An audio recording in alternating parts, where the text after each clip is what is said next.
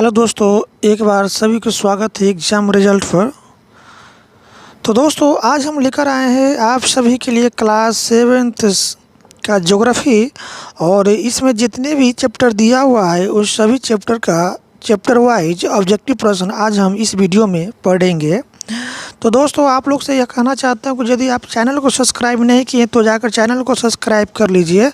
और इससे पहले हम क्लास 6th का साइंस, ज्योग्राफी और हिस्ट्री का वीडियो ऑलरेडी हम अपलोड कर चुके हैं। यदि आप नहीं देखें तो जाकर मेरे चैनल पर इसका वीडियो देख सकते हैं। तो आज हम पढ़ेंगे क्लास 7th का ज्योग्राफी, और इससे पहले हम क्लास 7th का हिस्ट्री पढ़ चुके हैं। इसका वीडियो भी ऑलरेडी हम अपलोड कर चुके हैं, ठीक है।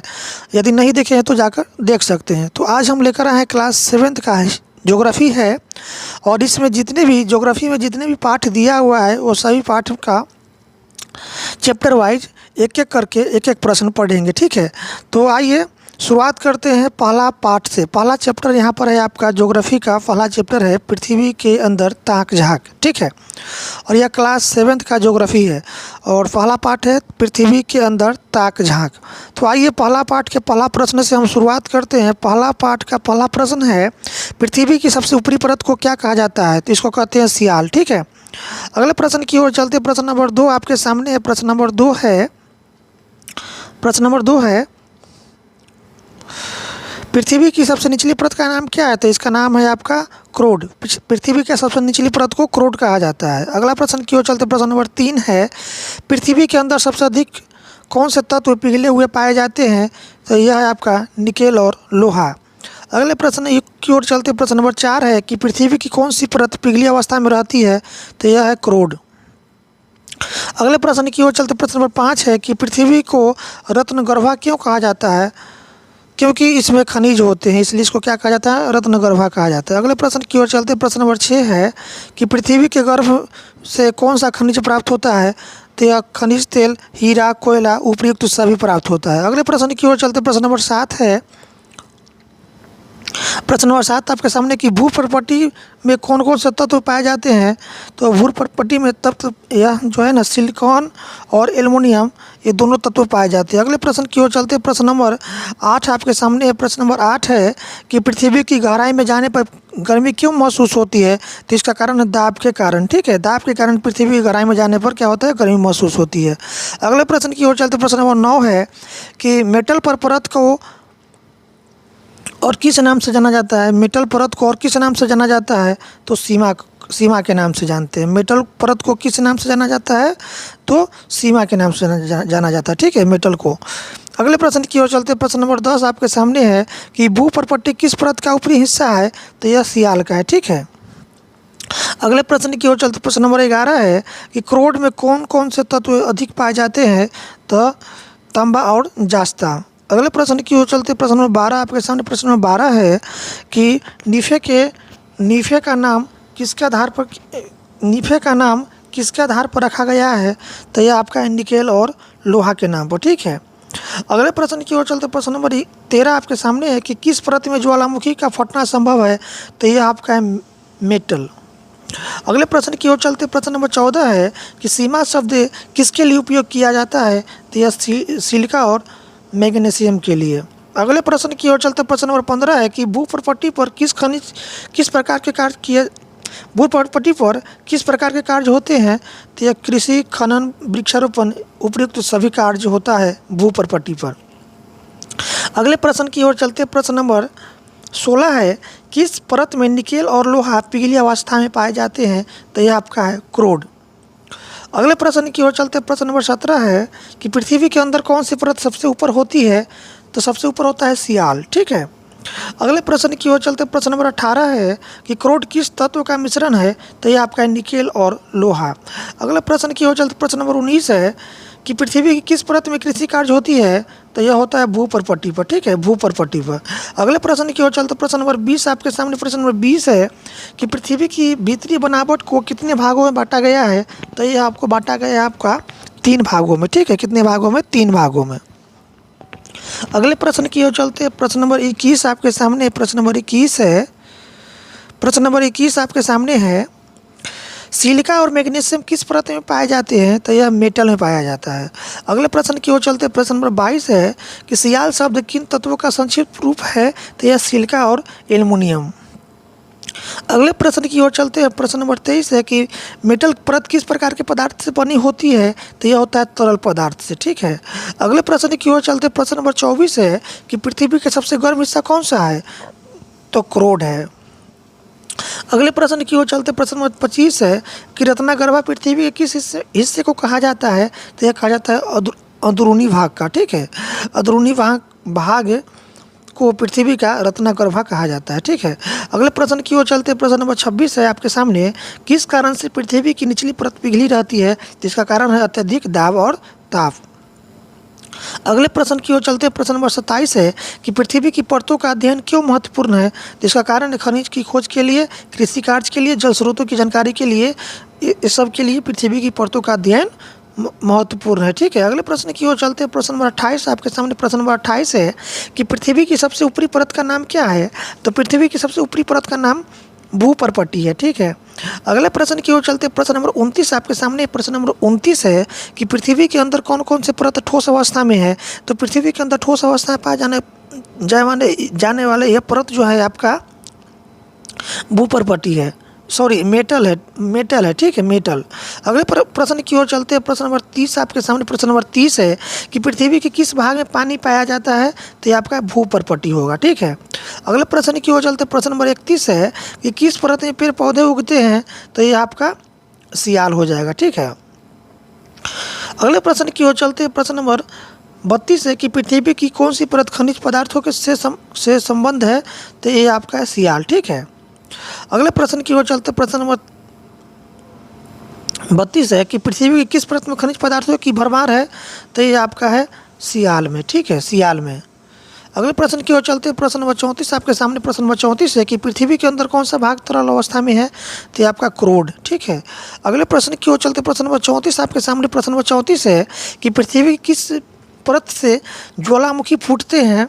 तो यह आपका मेटल हो जाएगा। ठीक है। अगले प्रश्न की ओर चलते प्रश्न नंबर 35 आपके सामने प्रश्न नंबर 35 है कि निकेल और लोहा पृथ्वी की किस परत में पिघली अवस्था में पाए जाते हैं? तो यह आपका है क्रोड। अगले प्रश्न की ओर चलते प्रश्न नंबर 36 आपके सामने है कि सियाल परत किसके लिए महत्वपूर्ण है? तो यह आपका खनिजों के लिए, जल के लिए, कृषि के लिए, इनमें से सभी इसका आंसर हो जाएगा।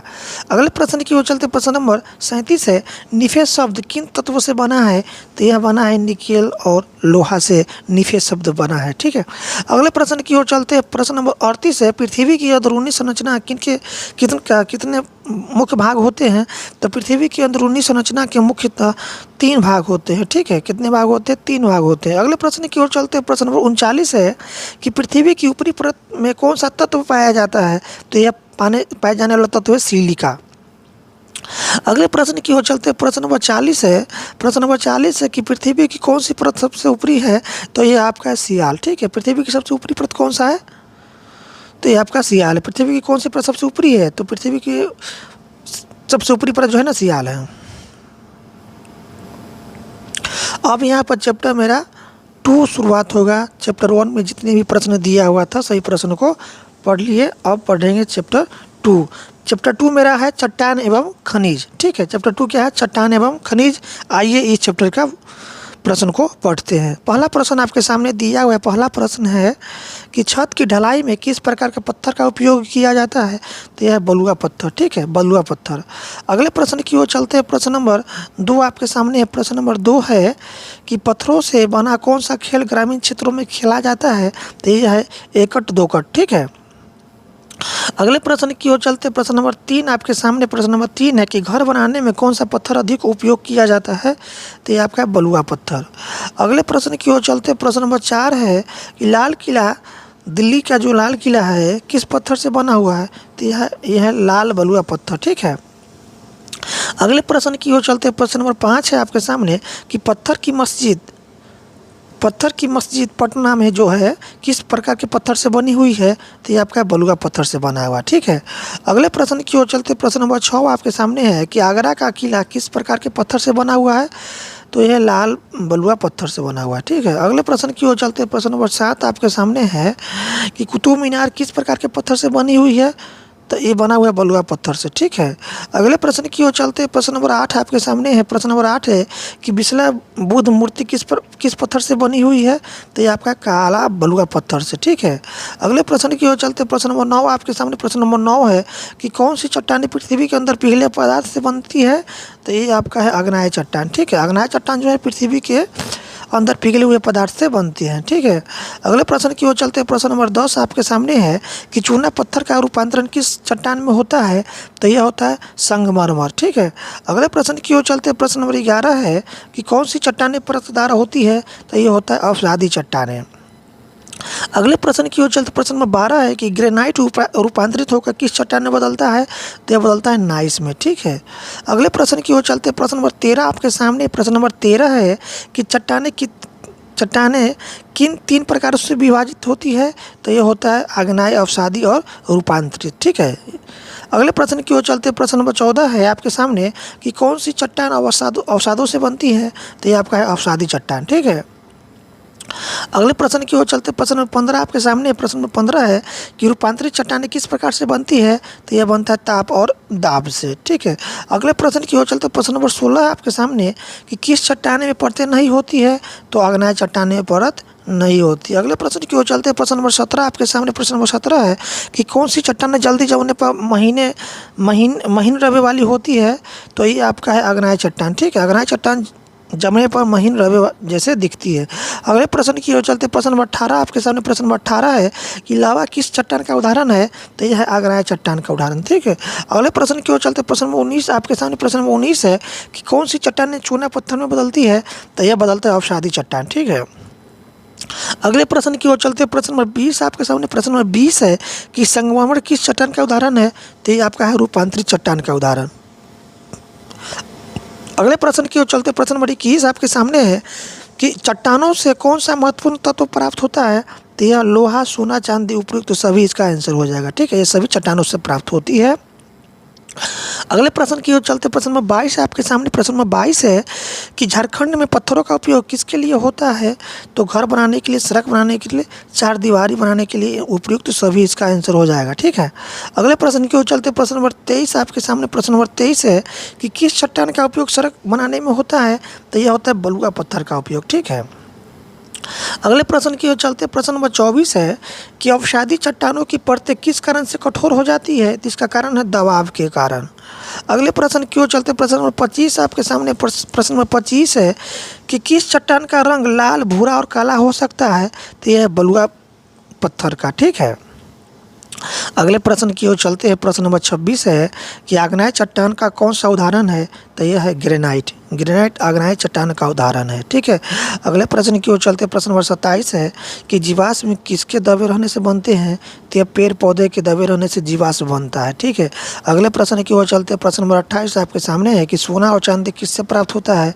तो यह खनिज से प्राप्त होता है।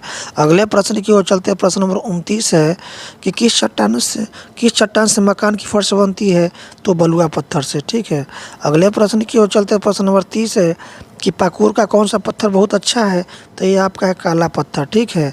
अगले प्रश्न की ओर चलते प्रश्न नंबर 31 आपके सामने है कि किस प्रकार की चट्टान परत दर परत जमती है? तो ये है अवसादी चट्टान।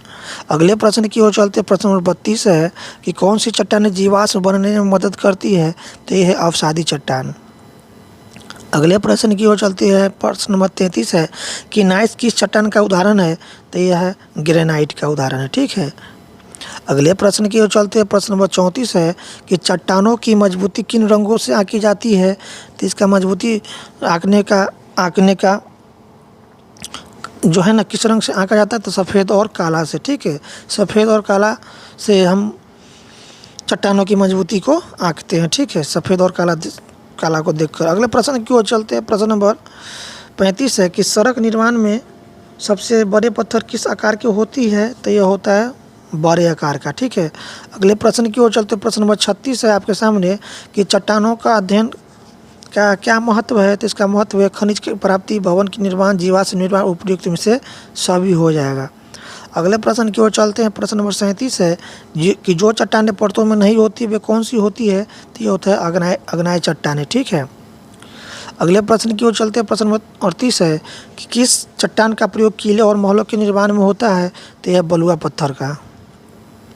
अगले प्रश्न की ओर चलते हैं। प्रश्न नंबर 39 है कि चूना पत्थर किस चट्टान का रूपांतरित है, तो यह है रूपांतरित चट्टान का रूपांतरित है। ठीक है। अगले प्रश्न की ओर चलते हैं कि कौन सा खनिज रसोई गैस में प्रयोग किया जाता है, तो यह आपका प्राकृतिक गैस। ठीक है।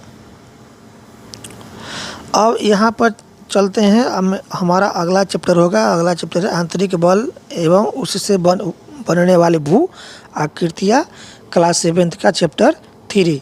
पाठ का नाम है आंतरिक बल एवं उससे बनने वाली भू आकृतियाँ। ठीक है। तो आइए पढ़ते हैं, इसमें जो दिया हुआ क्वेश्चन है चैप्टर में उस प्रश्न को पढ़ते हैं। पहला प्रश्न है कि भूकंप के झटके क्यों आते हैं, तो इसका आने का कारण पृथ्वी के अंदर गतिमान प्लेटों के टकराना है। ठीक है। पृथ्वी के अंदर गतिमान प्लेटों को टकराने से क्या आती है, भूकंप के झटके मुझे महसूस होती है। तो पृथ्वी के अंदर गतिमान प्लेटों को टकराने से क्या आते हैं, भूकंप के झटके आता है। ठीक है। अगले प्रश्न की ओर चलते हैं। प्रश्न नंबर 2 आपके सामने है कि भूकंप से किस प्रकार की हानि होती है, तो जान माल दोनों की हानि होती है। अगले प्रश्न की ओर चलते हैं। प्रश्न नंबर 3 है कि ज्वालामुखी किसे कहते हैं, तो जब पृथ्वी से लावा निकलता है तो उसको क्या कहते हैं, ज्वालामुखी कहते हैं। अगले प्रश्न की ओर चलते हैं। प्रश्न नंबर 4 आपके सामने है। प्रश्न नंबर 4 है कि ज्वालामुखी के कारण क्या लाभ मिलता है, तो नई ज़मीन मिलती है। ठीक है। अगले प्रश्न की ओर चलते हैं। प्रश्न नंबर 5 आपके सामने है। प्रश्न नंबर 5 है कि पृथ्वी की आंतरिक शक्तियों के परिणाम स्वरूप कौन सी भू आकृतियाँ बनती है, तो यह है ज्वालामुखी और पहाड़। अगले प्रश्न की ओर चलते हैं। प्रश्न नंबर 6 आपके सामने। प्रश्न नंबर 6 है कि मुर्दार पर्वत कैसे बनते हैं, तो धरातलीय दबाव से। अगले प्रश्न की ओर चलते हैं। प्रश्न नंबर 7 आपके सामने है कि संचयन पर्वत कैसे बनते हैं, तो लावा के ठंडा होने से। अगले प्रश्न की ओर चलते हैं। प्रश्न नंबर 8 है आपके सामने कि मुर्दार और संचयन पर्वतों में क्या समानता है, तो दोनों को पर्वत कहा जाता है। ठीक है। यही समानता है, दोनों को पर्वत कहा जाता है। अगले प्रश्न की ओर चलते हैं। प्रश्न नंबर 9 है कि पर्वत और पठार में क्या अंतर है, तो पर्वत और पठार में पर्वत जो है ना बर्फ़ में होती है और पठार बर्फ़ में नहीं होती है, यही अंतर होता है। ठीक है। अगले प्रश्न की ओर चलते हैं। प्रश्न नंबर 10 पर्वत के कितने प्रकार होता है, तो 4 प्रकार होता है। ठीक है। अगले प्रश्न की ओर चलते हैं। प्रश्न नंबर 11 है कि बर्लित पर्वत कैसे बनते हैं, तो यह धरातलीय दबाव से बनता है। अगले प्रश्न की ओर चलते हैं। प्रश्न नंबर 12 है आपके सामने कि बृहस्पति पर्वत किसके कारण बनते हैं, तो यह है आपका धरती के बीच के हिस्से के उठने से। ठीक है। अगले प्रश्न की ओर चलते हैं। प्रश्न नंबर 13 आपके सामने कि संचयन पर्वत का एक उदाहरण क्या है, तो यह आपका है किलिमंजारो। ठीक है। किलिमंजारो जो है ना संचयन पर्वत का एक उदाहरण है। अगले प्रश्न की ओर चलते हैं। प्रश्न नंबर 14 आपके सामने है कि अवशिष्ट पर्वत कैसे बनते हैं, तो है वायु और बारिश के अपवर्तन से अवशिष्ट पर्वत बनते हैं। अगले प्रश्न की ओर चलते हैं। प्रश्न नंबर 15 है आपके सामने कि अरावली पर्वत किस प्रकार का पर्वत है, तो ये आपका है अवशिष्ट पर्वत। ठीक है। अवशिष्ट पर्वत है। अगले प्रश्न की ओर चलते हैं। प्रश्न नंबर 16 आपके सामने। प्रश्न नंबर 16 है कि भूकंप के प्रभाव से पृथ्वी का क्या होता है, तो यह होता है भूमि का फट जाती है। ठीक है। भूमि का फटना। अगले प्रश्न की ओर चलते हैं। प्रश्न नंबर 17 है कि भूकंप की तीव्रता मापने का यंत्र क्या है, तो सिस्मोग्राफ है। ठीक है। भूकंप की तीव्रता मापने वाला यंत्र को क्या कहते हैं, सिस्मोग्राफ कहते हैं। ठीक है। अगले प्रश्न की ओर चलते हैं। प्रश्न नंबर 18 आपके सामने है कि भूकंप की तीव्रता किस पैमाने पर मापी जाती है, तो रिएक्टर पैमाना पर मापा जाता है। ठीक है। भूकंप की तीव्रता जो है ना ये रिएक्टर में मापी जाती है, रिएक्टर में याद रखिएगा। अगले प्रश्न की ओर चलते हैं। प्रश्न नंबर 19 है आपके सामने कि भूकंप रोधी भवन बनाना क्यों आवश्यक है, तो भूकंप से बचने के लिए। ठीक है। अगले प्रश्न की ओर चलते हैं। प्रश्न नंबर 20 है आपके सामने कि भूकंप के समय कहाँ छिपना चाहिए, तो चौकी या टेबल के नीचे छिप जाना चाहिए भूकंप के समय। अगले प्रश्न की ओर चलते हैं। प्रश्न नंबर 21 आपके सामने है कि ज्वालामुखी किन स्थानों पर फटते हैं, तो यह है कमज़ोर प्लेटों पर फटता है। ठीक है। कमज़ोर प्लेटों पर।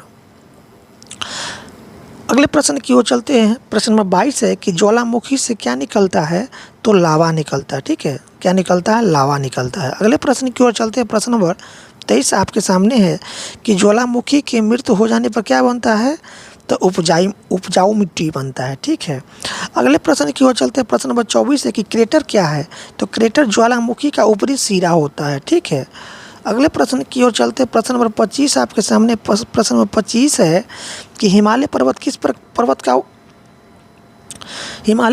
प्रकार का पर्वत है, तो यह है वर्लित पर्वत है। ठीक है, वर्लित पर्वत याद रखिएगा।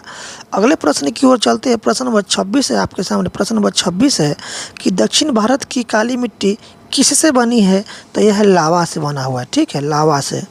अगले प्रश्न की ओर चलते हैं। प्रश्न नंबर 27 आपके सामने है। प्रश्न नंबर 27 है कि जब दो प्लेटें टकराती है तो क्या बनता है, तो यह बनता है पर्वत। ठीक है, अगले प्रश्न की ओर चलते हैं। प्रश्न नंबर 28 है आपके सामने कि धसान घाटी किससे बनती है, तो यह चट्टानों के नीचे धंसने से बनता है।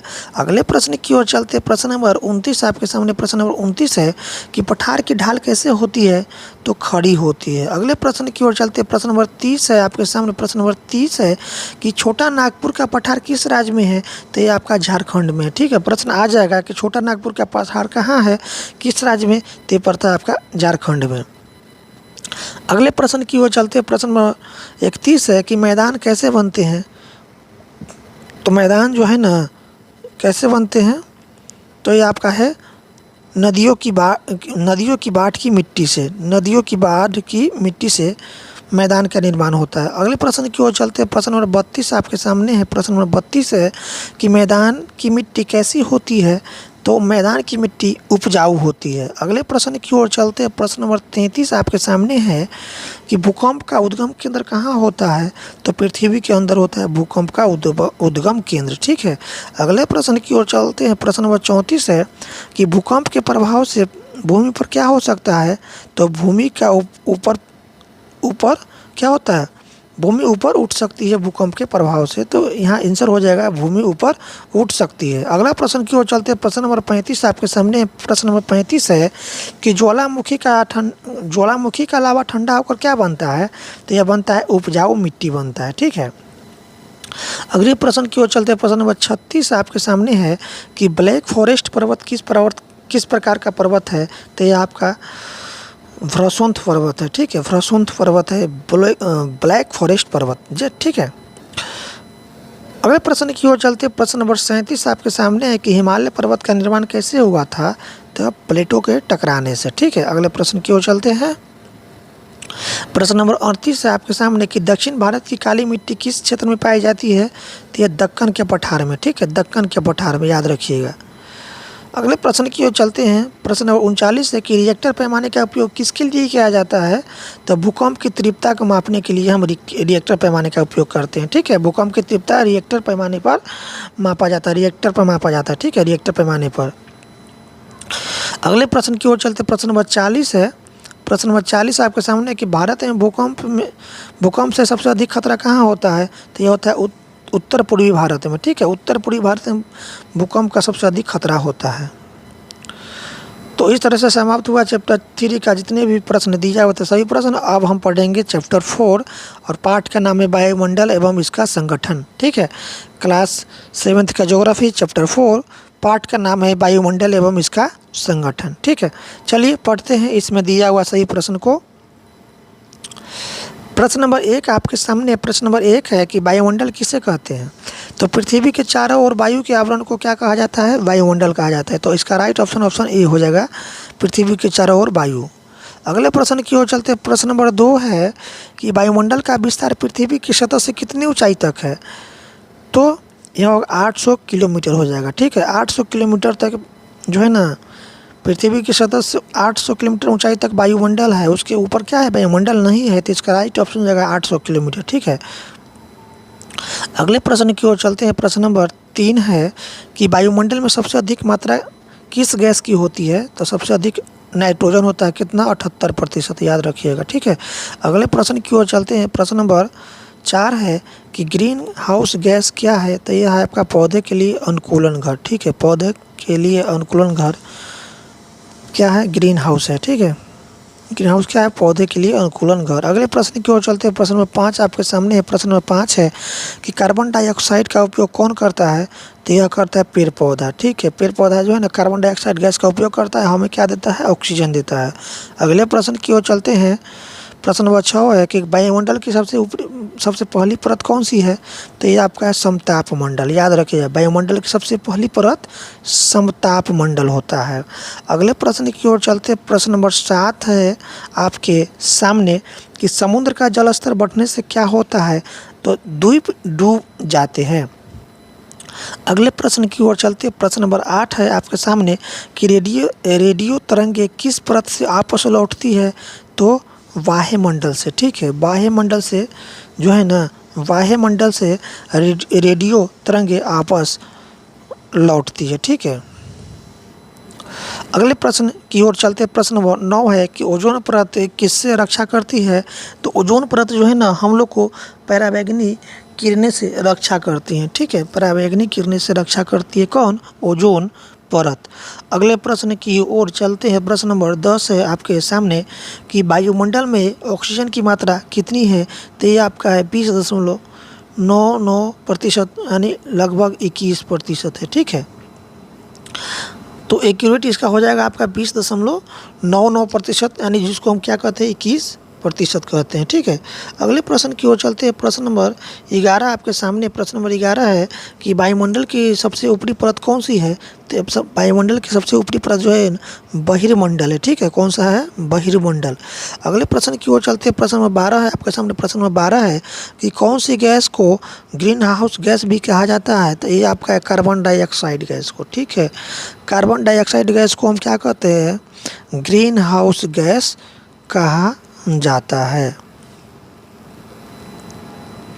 अब अगले प्रश्न है आपका। प्रश्न नंबर 13 है कि वायुमंडल के किस परत में बादल और वर्षा होती है? तो क्षोभ मंडल में। याद रखिएगा, बहुत ही इम्पोर्टेंट क्वेश्चन है कि वायुमंडल के किस परत में बादल और वर्षा होती है? तो बादल और वर्षा जो है ना वायुमंडल का ये होता है आपका क्षोभ मंडल में। ठीक है, क्षोभ मंडल में बादल और वर्षा होती है। बादल और वर्षा जो होती है ना वह क्षोभ मंडल में होती है। अगले प्रश्न की ओर चलते हैं। प्रश्न नंबर 14 आपके सामने है कि तापमान बढ़ने से कौन सा खतरनाक परिणाम हो सकता है? तो ग्लेशियर पिघल सकता है तापमान बढ़ने से। अगले प्रश्न की ओर चलते हैं। प्रश्न नंबर 15 है कि कौन सा मंडल रेडियो तरंगों को पुनः पृथ्वी पर भेजता है? तो ये आपका है वायुमंडल।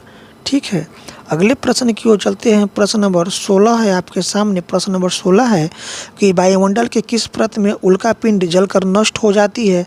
तो ये आपका मध्यमंडल में। ठीक है, मध्यमंडल में उल्का पिंड जलकर नष्ट हो जाती है। अगले प्रश्न की ओर चलते हैं। प्रश्न नंबर 17 है कि पृथ्वी के लिए सबसे महत्वपूर्ण परत कौन सी है? तो ये आपका क्षोभ मंडल है। ठीक है, क्योंकि क्षोभ मंडल में ही बादल और वर्षा होती है। ठीक है, अगले प्रश्न की ओर चलते हैं। प्रश्न नंबर 18 है आपके सामने कि समताप मंडल की ऊंचाई कितनी है? तो ये आपके 50 किलोमीटर है। ठीक है, अगले प्रश्न की ओर चलते हैं। प्रश्न नंबर 19 है आपके सामने कि वायुमंडल में कौन सी गैस सबसे अधिक पाई जाती है? तो ये है आपका नाइट्रोजन और कितना है? 78%। अगले प्रश्न की ओर चलते हैं। प्रश्न नंबर 20 है आपके सामने कि ओजोन परत किस मंडल में स्थित है? तो ओजोन परत जो है यह आपका जो है समताप मंडल में है। ठीक है, समताप मंडल में है ओजोन परत। ठीक है, याद रखिएगा। और ओजोन परत जो है ना हमें पराबैंगनी किरणों से क्या करती है? सुरक्षा करती है। ठीक है, पराबैंगनी किरणों से सुरक्षा करती है कौन? ओजोन परत। और ओजोन परत किस परत में है? यह है समताप मंडल में। किस मंडल में है? समताप मंडल में। अगले प्रश्न की ओर चलते। प्रश्न नंबर 21 है कि ग्रीन हाउस प्रभाव किस कारण से होता है? तो ये होता है कार्बन डाइऑक्साइड। ठीक है, अगले प्रश्न की ओर चलते हैं। प्रश्न नंबर 22 है आपके सामने। प्रश्न नंबर 22 है कि पृथ्वी की सतह के ऊपर जाने पर सांस लेने में कठिनाई क्यों होती है? तो इसका कारण है कि ऑक्सीजन की मात्रा कम हो जाती है। ठीक है, जैसे जैसे पृथ्वी की सतह से ऊपर जाएंगे तो वहाँ क्या होता है कि 800 किलोमीटर के ऊपर जाने पर क्या है जो है ना वायु नहीं है। तो पृथ्वी की सतह से 800 किलोमीटर के ऊपर यदि ऊपर जाते हैं तो क्या है वायु क्या है, नहीं है, जिसके कारण क्या होता है कि पृथ्वी की सतह के ऊपर जाने पर हमें सांस लेने में कठिनाई होती है, वायु की यानी ऑक्सीजन की मात्रा कम होने लगती है। अगले प्रश्न की ओर चलते हैं। प्रश्न नंबर 23 है कि पृथ्वी पर बढ़ता तापमान किसके लिए खतरा है? तो यह जीवन के लिए खतरा है। ठीक है। अगले प्रश्न की ओर चलते हैं। प्रश्न नंबर 24 आपके सामने कि रेडियो तरंगें किसके माध्यम से हम तक पहुंचती है? तो वायुमंडल के माध्यम से। ठीक है, वायुमंडल। अगले प्रश्न की ओर चलते हैं। प्रश्न नंबर 25 आपके सामने है कि किस मंडल में हवाई जहाज उड़ते हैं? तो समताप मंडल। बहुत इंपॉर्टेंट क्वेश्चन है। क्वेश्चन आ जाएगा कि हवाई जहाज किस मंडल में उड़ते हैं? तो समताप मंडल में। ठीक है। अगले प्रश्न की ओर चलते हैं। प्रश्न नंबर 26 है, समुद्र का जलस्तर बढ़ने से किस परत को नुकसान होता है? तो क्षोभ मंडल का। ठीक है। अगले प्रश्न की ओर चलते हैं। प्रश्न नंबर 27 आपके सामने है कि पृथ्वी से लगभग कितनी ऊंचाई तक वायुमंडल फैला हुआ है? तो अभी जस्ट बताएं 800 किलोमीटर। अगले प्रश्न की ओर चलते हैं। प्रश्न नंबर 28 है आपके सामने। प्रश्न नंबर 28 है कि कार्बन डाइऑक्साइड का उपयोग कौन करता है? तो यह करता है पेड़ पौधा। ठीक है। अगले प्रश्न की ओर चलते हैं। प्रश्न नंबर 29 है आपके सामने। प्रश्न नंबर 29 है, समुद्र का जलस्तर बढ़ने का मुख्य कारण क्या है? तो इसका कारण है बर्फ का पिघलना। अगले प्रश्न की ओर चलते हैं। प्रश्न नंबर 30 है आपके सामने कि ओजोन परत किस प्रकार की किरणों को सोखती है? तो यह परावैंगनी किरण। ठीक है। परावैंगनी किरणों को सोखती है कौन? ओजोन परत। अगले प्रश्न की ओर चलते हैं। प्रश्न नंबर 31 है कि समुद्र के जलस्तर में वृद्धि का क्या प्रभाव हो सकता है? तो यह है द्वीप डूब सकता है समुद्र के जलस्तर बढ़ने से। अगले प्रश्न की ओर चलते हैं। प्रश्न नंबर 32 है आपके सामने। प्रश्न नंबर 32 है कि सबसे अधिक प्रदूषण किस गैस से होता है? तो कार्बन डाइऑक्साइड गैस से होता है। ठीक है। अगले प्रश्न की ओर चलते हैं। प्रश्न नंबर 33 है आपके सामने कि वायुमंडल के किन घटकों का मिश्रण होता है? वायुमंडल किन घटकों का मिश्रण होता है? तो यह विभिन्न गैसों का मिश्रण होता है। वायुमंडल में बहुत सारे विभिन्न गैसों का मिश्रण होता है। वायुमंडल जैसे ऑक्सीजन भी होता है, कार्बन डाइऑक्साइड भी होता है। ठीक है। तो यह विभिन्न गैसों का मिश्रण होता है। अगले प्रश्न की ओर चलते हैं। प्रश्न नंबर 34 है आपके सामने। प्रश्न नंबर 34 है कि ध्रुव की बर्फ पिघलने से क्या होता है? तो जल स्तर बढ़ता है ध्रुव की बर्फ पिघलने से। अगले प्रश्न की ओर चलते हैं। प्रश्न नंबर 35 है आपके सामने कि वायुमंडल क्या है? तो पृथ्वी के चारों ओर वायु का आवरण। ठीक है। अगले प्रश्न की ओर चलते हैं। प्रश्न नंबर 36 है आपके सामने कि वायुमंडल की सबसे पहली परत कौन सा है? तो यह आपका है समताप मंडल। ठीक है, समताप मंडल है।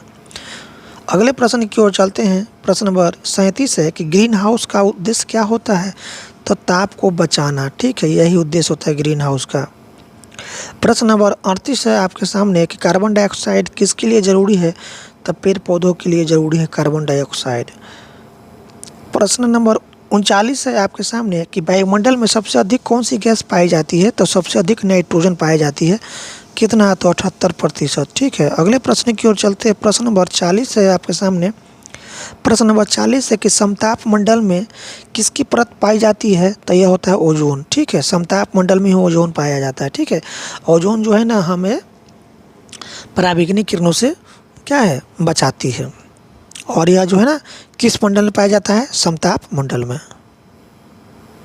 अब चलते हैं, हमारा अगला चैप्टर होगा चैप्टर 5 बिन पानी सब सुन। क्लास 7th का चैप्टर 5 और पाठ का नाम है बिन पानी सब सुन। तो चलिए इसमें दिया हुआ प्रश्न को पढ़ते हैं।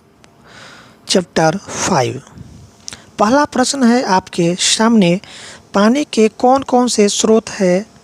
सबसे बड़ा स्रोत कौन सा है? तो पानी का स्रोत जो है ना समुद्र है और यही सबसे बड़ा स्रोत है। समुद्र पानी का सबसे बड़ा स्रोत होता है समुद्र। तो इसका आंसर हो जाएगा सी, समुद्र। अगले प्रश्न की ओर चलते हैं। प्रश्न नंबर 2 है कि पानी का सबसे बड़ा उपयोग क्या है? तो व्यापारिक सामान को भेजना। आप जानते हैं ना कि पानी वाली जो जहाज शिप होती है उसी के माध्यम से ना समुद्री रास्ता से सामान को एक देश से दूसरे देश भेजा जाता है। तो पानी का सबसे बड़ा उपयोग क्या है? व्यापारिक सामान को भेजना। अगले प्रश्न की ओर चलते हैं। प्रश्न नंबर 3 है कि ज़मीन के नीचे जल स्तर को बनाए रखने के लिए क्या किया जा सकता है। तो हम तालाब बना सकते हैं, ठीक है। तालाब बना करके ना ज़मीन के नीचे जल स्तर को हम बनाए रख सकते हैं, ठीक है। अगले प्रश्न की ओर चलते हैं। प्रश्न नंबर 4 है आपके सामने कि निम्न में से पानी की कितनी मात्रा पीने में उपयोग होती है। तो 2 लीटर, ठीक है, 2 लीटर ही होता है पीने योग्य पानी, पृथ्वी के अंदर जो पानी पाया जाता है उसमें। अगले प्रश्न की ओर चलते हैं। प्रश्न नंबर 5 है आपके सामने कि यदि नल खुला छोड़ दिया जाए तो क्या होता है। तो क्या होगा, इससे पानी की बर्बाद होगा ना, पानी की बर्बाद हो जाएगा, ठीक है। अगले प्रश्न की ओर चलते हैं। प्रश्न नंबर 6 आपके सामने। प्रश्न नंबर 6 है कि ज्वार और भाटा कब होता है। तो महीने में 2 बार होता है ज्वार और भाटा। अगले प्रश्न की ओर चलते हैं। प्रश्न नंबर 7 है आपके सामने। प्रश्न नंबर 7 है कि समुद्र के जल में तैरना क्यों मुश्किल होता है। तो इसका कारण है समुद्र की लहरें जो है ना अधिक होता है, ठीक है। तो समुद्र की लहरें अधिक होने की वजह से समुद्र में तैरना मुश्किल होती है, ठीक है। प्रश्न नंबर 8 है आपके सामने। प्रश्न नंबर 8 है कि वाटर हार्वेस्टिंग किसे कहते हैं। तो पानी का संग्रहण वाटर हार्वेस्टिंग कहलाता है। अगले प्रश्न की ओर चलते हैं। प्रश्न नंबर 9 है कि पृथ्वी पर जलमंडल का कितना हिस्सा है। तो ये आपका 71% है जल है पृथ्वी पर, ठीक है, 71%। अगले प्रश्न की ओर चलते हैं। प्रश्न नंबर 10 है कि मुंबई किस सागर के किनारे बसा है। तो यह आपका है अरब सागर के किनारे, ठीक है। अगले प्रश्न की ओर चलते हैं। प्रश्न नंबर 11 है आपके सामने। प्रश्न नंबर 11 है कि ज्वार भाटा के समय पानी की ऊंचाई किसके कारण बढ़ती है। तो ये बढ़ता है आपका चांद, ठीक है। ज्वार भाटा के समय पानी की ऊंचाई किस कारण बढ़ती है। तो ये आपका हो जाएगा चांद। अगले प्रश्न की ओर चलते हैं। प्रश्न नंबर 12 है कि समुद्र का जल खारा क्यों होता है। तो इसका कारण पानी में नमक अधिक होने के कारण समुद्र का जल खारा होता है। अगले प्रश्न की ओर चलते हैं। प्रश्न नंबर 13 है कि भारत में मीठे पानी की झील कौन सी झील है। तो ये आपका है मीठे पानी का झील कौन सा झील है बताइए।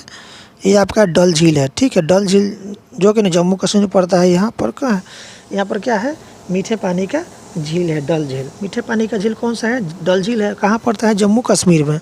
अगले प्रश्न की ओर चलते हैं। प्रश्न नंबर 14 आपके सामने। प्रश्न नंबर 14 है कि भूगर्भीय जलस्तर में कमी क्यों हो रहा है। तो इसका कारण है जल की अपव्यय। अगले प्रश्न की ओर चलते हैं। प्रश्न नंबर 15 है कि विश्व में सबसे अधिक लवणता किस महासागर में होती है। तो सबसे अधिक लवणता वाला महासागर ये है आपका अटलांटिक महासागर। अटलांटिक महासागर जो है ना वो सबसे अधिक लवणता वाला महासागर है। अटलांटिक महासागर, ठीक है, अटलांटिक महासागर। अगले प्रश्न की ओर चलते हैं। प्रश्न नंबर 16 है कि जल चक्र किसे कहते हैं। तो जल का निरंतर प्रक्रिया जल चक्र कहलाता है, ठीक है। अगले प्रश्न की ओर चलते हैं। प्रश्न नंबर 17 है आपके सामने कि विश्व के किस महासागर में सबसे अधिक नमक होता है। तो सबसे अधिक नमक वाला महासागर ये है आपका अटलांटिक महासागर। अटलांटिक महासागर में सबसे अधिक नमक पाया जाता है, ठीक है। अगले प्रश्न की ओर चलते हैं। प्रश्न नंबर 18 है कि ज्वार भाटा का फ़ायदा क्या है। तो मछली पकड़ने का आसान तरीका होता है। ज्वार भाटा आने से क्या होता है, मछली पकड़ने का आसानी होती है। अगले प्रश्न की ओर चलते हैं। प्रश्न नंबर 19 है कि डल झील भारत के किस राज्य में स्थित है। अभी जस्ट बताए नहीं कहाँ है, जम्मू कश्मीर में है, ठीक है। डल झील जम्मू कश्मीर में। डल झील कैसा झील है, यह है मीठे पानी का झील। अगले प्रश्न की ओर चलते हैं। प्रश्न नंबर 20 है आपके सामने। प्रश्न नंबर 20 है कि पानी बचाने के लिए हम क्या कर सकते हैं। तो पानी का संग्रहण वाटर हार्वेस्टिंग करके, ठीक है। अगले प्रश्न की ओर चलते हैं। प्रश्न नंबर 21 है आपके सामने कि काला सागर किस श्रेणी में आता है। तो ये आपका आता है महासागर में, ठीक है। अगले प्रश्न की ओर चलते हैं। प्रश्न नंबर 22 है आपके सामने। प्रश्न नंबर 22 है कि भारत में जल संरक्षण दिवस कब मनाया जाता है। तो जल दिवस कब मनाते हैं, 22 मार्च को। कब मनाते हैं, 22 मार्च को जल दिवस मनाया जाता है। अगले प्रश्न की ओर चलते हैं। प्रश्न नंबर 23 है आपके सामने। प्रश्न नंबर 23 है कि कौन सा स्रोत पानी का बड़ा उपयोग नहीं करता है। तो ये आपका जल चक्र, ठीक है। क्या हो जाएगा, जल चक्र। अगले प्रश्न की ओर चलते प्रश्न नंबर 24 है कि वायुमंडल का जल कब प्राप्त होता है। तो वायुमंडल का जल जो है ना यह प्राप्त होता है बादलों से, ठीक है। वायुमंडल का जल कब प्राप्त होता है? तो बादलों से। अगले प्रश्न की ओर चलते हैं। प्रश्न नंबर 25 है आपके सामने। 25 है कि भाटा कब होता है? तो समुद्र का पानी तेजी से नीचे लौटता है, जिसका कारण क्या होता है? भाटा होता है। अगले प्रश्न की ओर चलते हैं। प्रश्न नंबर 26 है आपके सामने कि निम्न में से कौन सा झील मीठे पानी की झील नहीं है? तो यह है सांभर झील, ठीक है। सांभर झील मीठे पानी का झील नहीं है, तो इसका राइट ऑप्शन हो जाएगा सांभर झील। अगले प्रश्न की ओर चलते हैं। प्रश्न नंबर 27 है कि समुद्र का जल किस कारण से खारा होता है? तो इसका कारण है वाष्पीकरण, ठीक है। अगले प्रश्न की ओर चलते हैं। प्रश्न नंबर 28 है कि भूमिगत जल स्तर बढ़ाने के लिए क्या उपाय किए जा सकते हैं? तो इसका है आपका आंसर जल का संरक्षण करके भूमि का जल स्तर हम बढ़ा सकते हैं। तो इसका यही उपाय है, जल का संरक्षण। अगले प्रश्न की ओर चलते हैं। प्रश्न नंबर 29 है आपके सामने। उपयुक्त वाटर हार्वेस्टिंग विधि क्या है? तो यह है वर्षा जल का संग्रहण करना, ठीक है। प्रश्न नंबर 30 की ओर चलते हैं। प्रश्न नंबर 30 है कि कौन सा महासागर सबसे गर्म है? तो यह आपका है सबसे गर्म महासागर, यह है आपका हिंद महासागर, ठीक है। हिंद महासागर सबसे गर्म महासागर है। अगले प्रश्न की ओर चलते हैं।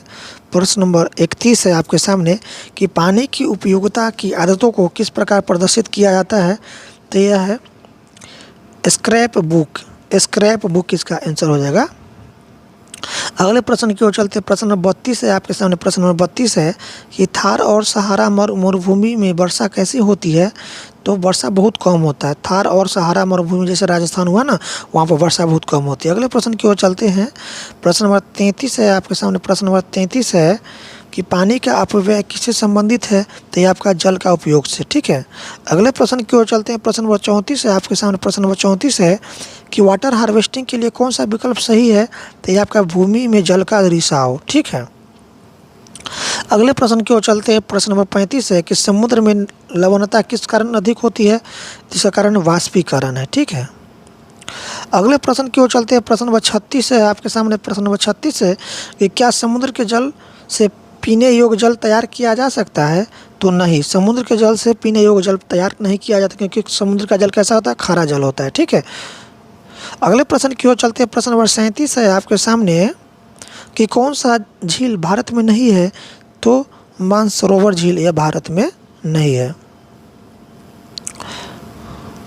अगले प्रश्न की ओर चलते हैं। प्रश्न नंबर 38 है कि वर्षा का पानी कहाँ से आता है? तो यह आता आपका बादल से आता है, ठीक है। अगले प्रश्न की ओर चलते हैं। प्रश्न नंबर 39 है आपके सामने। प्रश्न नंबर 39 है कि भूगर्भीय जल स्तर बढ़ाने के लिए कौन सा विकल्प सही है? तो यह आपका जल का संरक्षण, ठीक है। अगले प्रश्न की ओर चलते हैं। प्रश्न नंबर 40 है आपके सामने। प्रश्न नंबर 40 है प्यास लगने पर पानी का उपयोग सोच समझकर क्यों करना चाहिए? तो इसका कारण आपका है पानी की गुणवत्ता, ठीक है। पानी की गुणवत्ता हो जाएगा। अब हमारा अगला चैप्टर होगा चैप्टर 6, क्लास 7th का ज्योग्राफी है। क्लास 7th का ज्योग्राफी चैप्टर 6 है। पाठ का नाम है हमारा पर्यावरण। चलिए पढ़ते हैं इस पाठ में दिए हुए प्रश्न को।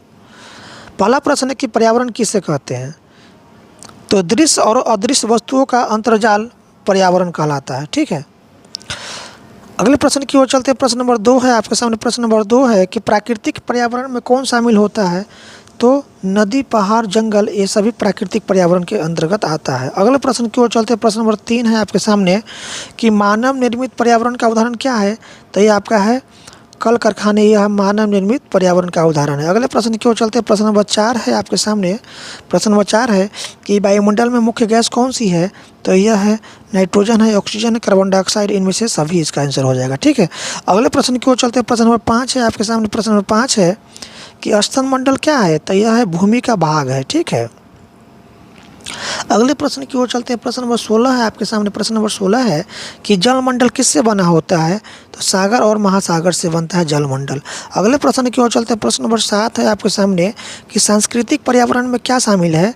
तो पर्व और त्यौहार, ठीक है। अगले प्रश्न की ओर चलते हैं। प्रश्न नंबर 8 है आपके सामने। प्रश्न नंबर 8 है कि मानव निर्मित पर्यावरण का कौन सा हिस्सा सड़क और पुल है? तो ये आपका है मानव निर्मित पर्यावरण। ठीक है, मानव निर्मित पर्यावरण का कौन सा हिस्सा सड़क और पुल है? तो मानव निर्मित पर्यावरण हो जाएगा। ठीक है, अगले प्रश्न की ओर चलते। प्रश्न नंबर 9 है आपके सामने। प्रश्न नंबर 9 है कि पर्यावरण के दो मुख्य प्रकार कौन सा है?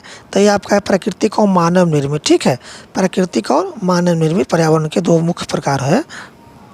अगले प्रश्न की ओर चलते हैं। प्रश्न नंबर 10 है आपके सामने। प्रश्न नंबर 10 है कि किस गैस से पौधे अपना भोजन बनाता है?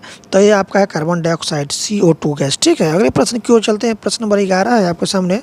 प्रश्न नंबर 11 है कि स्थलमंडलीय पर्यावरण का उदाहरण क्या है?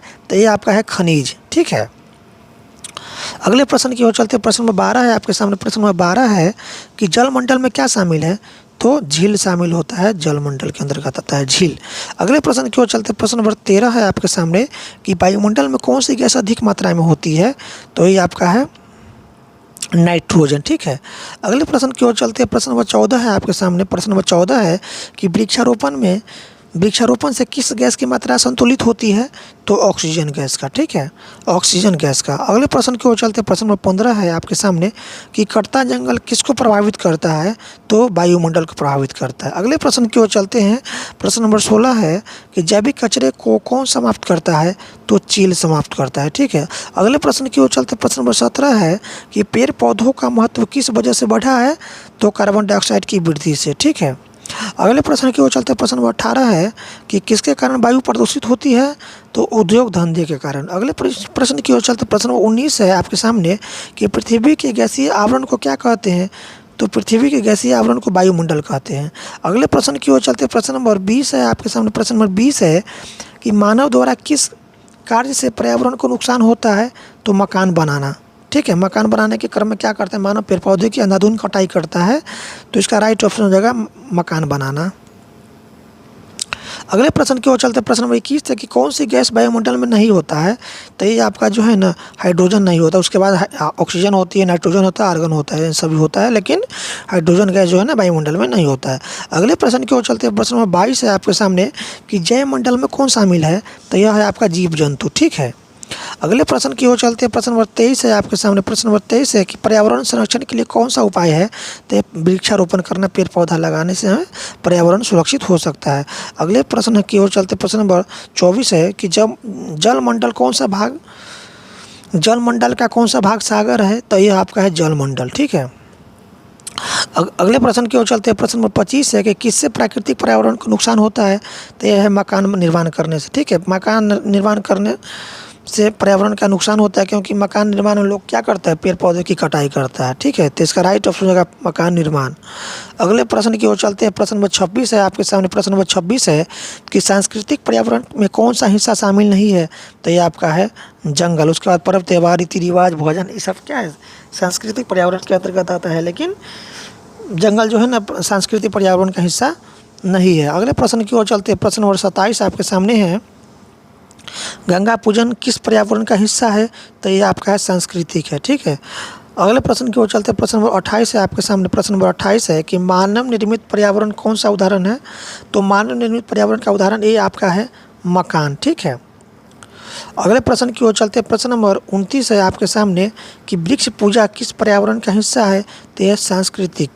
अगले प्रश्न की ओर चलते हैं। प्रश्न नंबर 30 है आपके सामने। प्रश्न नंबर 30 है कि जैव मंडल में कौन सा जीव शामिल है? तो यह आपका है जैव मंडल में मछली आता है। ठीक है, अगले प्रश्न की ओर चलते हैं। प्रश्न नंबर 31 है आपके सामने कि खनिजों का इस्तेमाल किस में होता है? तो यह होता है घर निर्माण में। ठीक है, अगले प्रश्न की ओर चलते हैं। प्रश्न नंबर 32 है आपके सामने। प्रश्न नंबर 32 है कि पर्यावरण को नुकसान किससे होता है?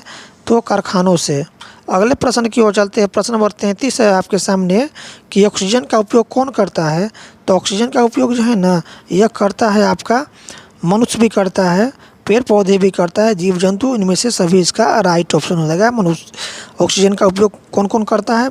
पेड़ पौधे, मनुष्य, जीव जंतु, ये सभी करता है। तो इस तरह से इसका राइट ऑप्शन डी हो जाएगा, इनमें से सभी। अगले प्रश्न की ओर चलते हैं। प्रश्न नंबर 34 है आपके सामने। प्रश्न नंबर 34 है किस गैस से पौधे भोजन बनाता है? तो कार्बन डाइऑक्साइड से। ठीक है, भोजन बनाने के लिए पौधे जो है ना क्या लेता है? कार्बन डाइऑक्साइड लेता है। ठीक है, अगले प्रश्न की ओर चलते हैं। प्रश्न नंबर 35 है आपके सामने कि वायुमंडल में गैसों का कौन सा मिश्रण मुख्य है? तो ये आपका है ऑक्सीजन और नाइट्रोजन। अगले प्रश्न की ओर चलते हैं। प्रश्न नंबर 36 है आपके सामने कि वायुमंडल के कितने परत होता है? तो वायुमंडल के 5 परत होता है। ठीक है, कितने होता है? 5। अगले प्रश्न की ओर चलते हैं। प्रश्न नंबर 37 है कि कौन सी गैसें पर्यावरण को प्रदूषित करती है? तो ये आपका होगा मीथेन और कार्बन डाइऑक्साइड। मीथेन और कार्बन डाइऑक्साइड हो जाएगा। अगले प्रश्न की ओर चलते हैं। प्रश्न नंबर 38 है आपके सामने कि खनिज ईंधनों का उपयोग कहाँ होता है? तो उद्योगों में होता है, उद्योगों में। अगले प्रश्न की ओर चलते हैं। प्रश्न नंबर 39 है आपके सामने। प्रश्न नंबर 39 है कि किससे जल प्रदूषित होता है? तो गंदगी फैलाने से। ठीक है। अगले प्रश्न की ओर चलते हैं। प्रश्न नंबर 40 है कि जैव मंडल में किस प्रकार के जीव शामिल होता है? तो जमीन पर रहने वाले, पानी में रहने वाले, हवा में उड़ने वाले, इनमें से सभी हो जाएगा जैव मंडल का उदाहरण। ठीक है। अब हमारा अगला चैप्टर होगा चैप्टर 7, पर्यावरण का आधार। जीवन का आधार पर्यावरण। चैप्टर 7 क्लास 7 का हिस्ट्री चैप्टर 7, पाठ का नाम है जीवन का आधार पर्यावरण। आइए इस पाठ में दिए हुए सभी प्रश्न को पढ़ते हैं। पहला प्रश्न आपके सामने, वृक्षों की संख्या वृद्धि के लिए हमें क्या करना चाहिए? तो वृक्षों की संख्या वृद्धि के लिए हमें क्या करना चाहिए? वृक्ष लगाना चाहिए। तो इसका राइट ऑप्शन हो जाएगा वृक्ष लगाना। अगले प्रश्न की ओर चलते हैं। प्रश्न नंबर 2 है कि नदियों के जल को स्वच्छ रखने के लिए क्या करना चाहिए? तो कारखानों का कचरा साफ करके छोड़ना चाहिए। ठीक है। अगले प्रश्न की ओर चलते हैं। प्रश्न नंबर 3 है आपके सामने कि कौन सी गतिविधि पर्यावरण को नुकसान पहुंचाती है? तो ये आपका है खनिज कोयला का जलना, जिससे क्या होता है? पर्यावरण नुकसान होती है। खनिज कोयला जलाना, इससे क्या होता है? पर्यावरण को नुकसान होती है। क्योंकि कोयला जलने से, खनिज कोयला जलने से क्या होता है? धुआं निकलती है, जिसके कारण क्या होता है? पर्यावरण को नुकसान होती है। अगले प्रश्न की ओर चलते हैं। प्रश्न नंबर 4 है पॉलीथीन के विकल्प क्या हो सकते हैं? तो पॉलीथीन का विकल्प जो है ना, कपड़े के थैले। पॉलीथीन की जगह हमें कपड़े के थैले का उपयोग करना चाहिए। अगले प्रश्न की ओर चलते हैं। प्रश्न नंबर 5 है कि शहरी पर्यावरण कैसे होता है? तो शहरी पर्यावरण जो है ना, यह होता है आपका दम घोटू होता है, दम घोटू। क्योंकि शहर में क्या है ना, वो शहर में जो है ना वायु जो है ना, ये शुद्ध नहीं होता है। वायु में बहुत सारे क्या पाए जाते हैं? वायु दूषित होते हैं। शहर का जो वायु जो होता है ना, बहुत दूषित होता है। तो शहर का पर्यावरण कैसा होता है? दम घोटू होता है। अगले प्रश्न की ओर चलते हैं। प्रश्न नंबर 6 है आपके सामने। प्रश्न नंबर 6 है कि ध्वनि प्रदूषण किससे होता है? तो लाउड स्पीकर बजाने से ध्वनि प्रदूषण होता है। ठीक है। अगले प्रश्न की ओर चलते हैं। प्रश्न नंबर 7 है आपके सामने। प्रश्न नंबर 7 है कि जल प्रदूषण का मुख्य कारण क्या है? तो नदी में दूषित पदार्थ का मिलने से जल प्रदूषण होता है। अगले प्रश्न की ओर चलते हैं। प्रश्न नंबर 8 है आपके सामने। प्रश्न नंबर 8 है कि ग्लोबल वार्मिंग को कम करने के लिए क्या करना चाहिए? तो खनिज तेल चालित वाहनों का उपयोग कम करना चाहिए। ठीक है। खनिज तेल वाहित चालित वाहनों का उपयोग कम करने से क्या होगा? ग्लोबल वार्मिंग को कम किया जा सकता है। ठीक है। तो ग्लोबल वार्मिंग को कम करने के लिए हमें खनिज तेल चालित वाहनों का उपयोग कम करना चाहिए। अगले प्रश्न की ओर चलते हैं। प्रश्न नंबर 9 है आपके सामने। किससे वायु प्रदूषण होता है? तो ऑटोमोबाइल से। ठीक है। प्रश्न नंबर 10 है। प्रश्न नंबर 10 है कि वृक्षों की सुरक्षा किससे करनी चाहिए? तो पशुओं से वृक्षों की सुरक्षा करनी चाहिए। अगले प्रश्न की ओर चलते हैं। प्रश्न नंबर 11 है आपके सामने। प्रश्न नंबर 11 है कि पर्यावरण को प्रदूषित कौन करता है? तो वाहन करता है। क्योंकि वाहन से निकलने वाले धुआं जो होता है ना, वायु क्या करता है? वायु को प्रदूषित करता है। तो पर्यावरण को प्रदूषित कौन करता है? वाहन करता है। अगले प्रश्न की ओर चलते हैं। प्रश्न नंबर 12 है आपके सामने कि नदियों में किसे नहीं बहाना चाहिए? तो मृत पशु को नहीं बहाना चाहिए नदियों में, ठीक है। अगले प्रश्न की ओर चलते हैं। प्रश्न नंबर 13 है आपके सामने कि जल प्रदूषण से कौन सी बीमारी होती है? तो ये होता है डायरिया होता है, ठीक है, जल प्रदूषण से। अगले प्रश्न की ओर चलते हैं। प्रश्न नंबर 14 है आपके सामने कि कौन सा विकल्प पर्यावरण के लिए हानिकारक है? तो ये आपका है पॉलीथीन का उपयोग, ठीक है। पॉलीथीन जो है ना अजैविक होता है, ये कभी सड़ता गलता नहीं है, तो यह पर्यावरण के लिए बहुत ही हानिकारक है। तो इसका राइट ऑप्शन रहेगा पॉलीथीन का उपयोग करना। तो पॉलीथीन की जगह हमें क्या उपयोग करना चाहिए? कपड़े का थैले, ठीक है। अगले प्रश्न की ओर चलते हैं। प्रश्न नंबर 15 है कि बढ़ती जनसंख्या के कारण क्या हो रहा है? तो बढ़ती जनसंख्या के कारण जो है ना पृथ्वी वृक्षों का तेजी से कटाव, भवनों का निर्माण, आधारभूत संरचना का निर्माण, ये सभी है ना बढ़ती जनसंख्या का कारण हो रहा है। अगले प्रश्न की ओर चलते हैं। प्रश्न नंबर 16 है आपके सामने। प्रश्न नंबर 16 है कि ध्वनि प्रदूषण किससे होता है? तो ध्वनि प्रदूषण जो है ना वाहनों के हॉर्न से और लाउड स्पीकर बजाने से ध्वनि प्रदूषण होता है। अगले प्रश्न की ओर चलते हैं। प्रश्न नंबर 17 है आपके सामने। प्रश्न नंबर 17 है कि गंगा नदी के जल को प्रदूषित करने वाले कौन है? तो ये आपका कारखाना है, ठीक है। अगले प्रश्न की ओर चलते हैं। प्रश्न नंबर 18 आपके सामने है कि वायु प्रदूषण से कौन सी समस्याएं होती है?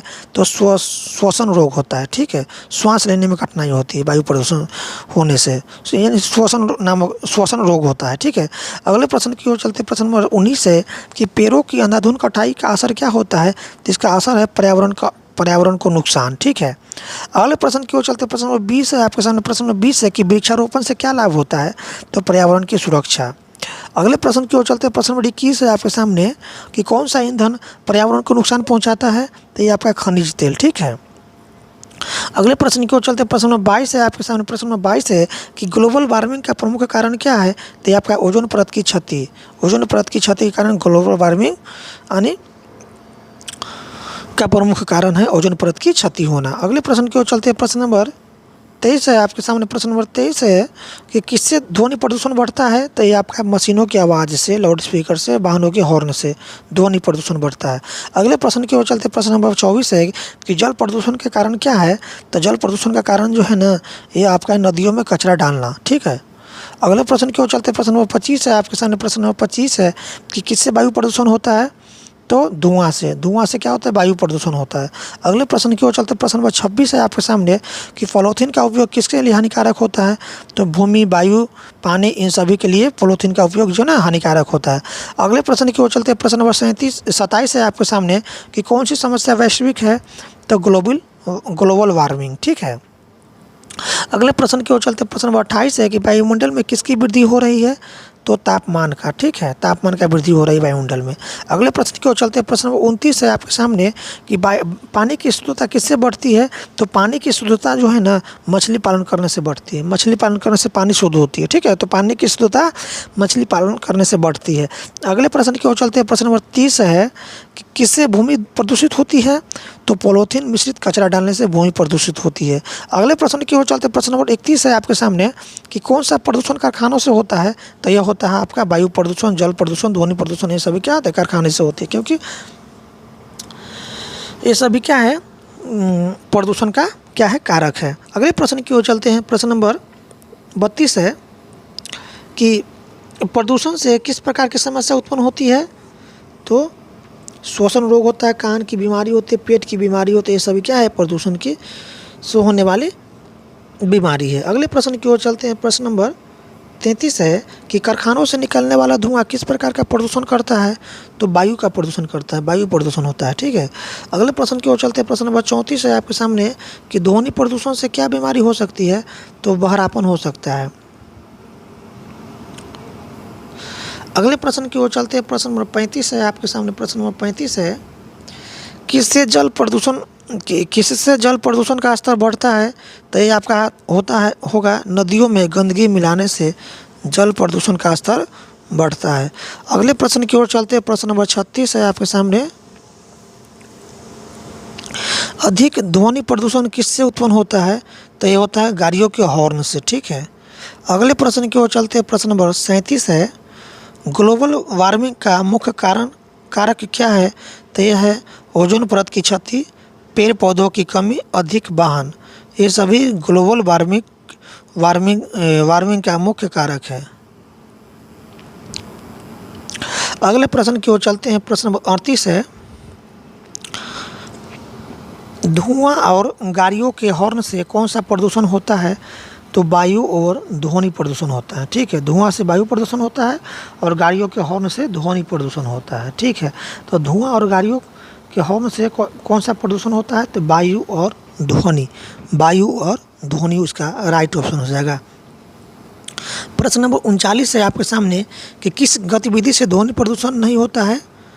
तो यह है वृक्षारोपण। ठीक है, वृक्षारोपण लगाने से ध्वनि प्रदूषण नहीं होता है।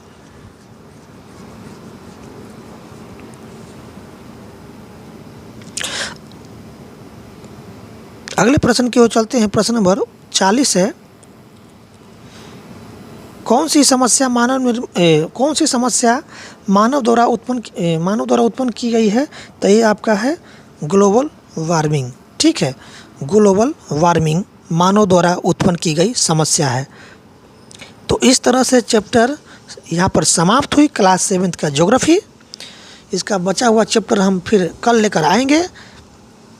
तो कल की वीडियो देखने के लिए आप मेरे चैनल को सब्सक्राइब कर लीजिए और अधिक से अधिक अपने दोस्तों में शेयर कीजिए, और हमारे वीडियो अच्छी लगे तो वीडियो को लाइक कर लीजिए और अधिक से अधिक शेयर कीजिए। इसका जो बचा हुआ पार्ट है चैप्टर 8 से लेकर के जो आगे चैप्टर होगी, इसकी अगली वीडियो हम कल लेकर आएंगे। तो कल वीडियो देखने के लिए आज हमारे चैनल को सब्सक्राइब कर लीजिए और अधिक से अधिक शेयर कीजिए।